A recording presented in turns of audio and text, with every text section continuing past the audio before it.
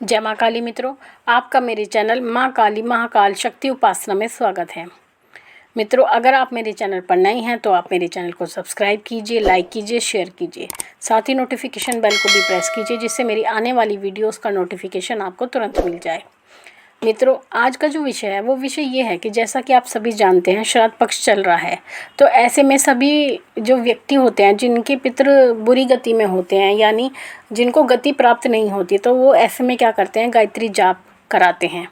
तो वो गायत्री का संकल्प एक पुरोहित को दे देते हैं जो उनकी गायत्री जाप करता है।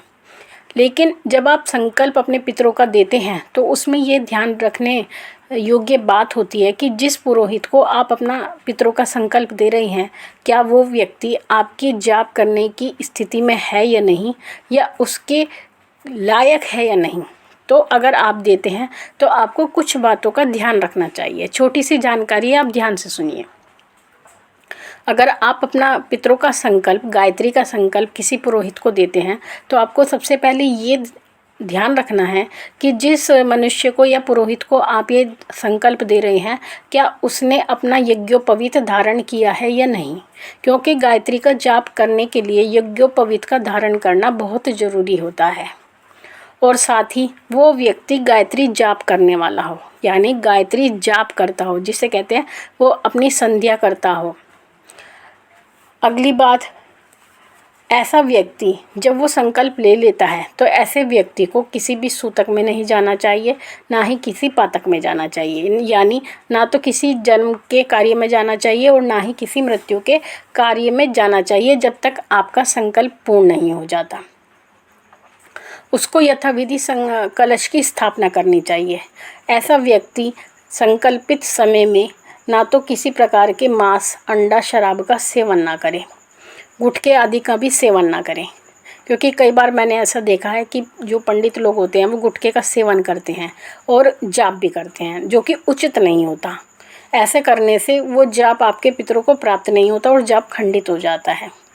जो पुरोहित है उनको अपने बाल, नाखून और दाढ़ी, इस तरह की चीज़ों को नहीं काटना चाहिए जब तक वो संकल्पित समय में रहते हैं।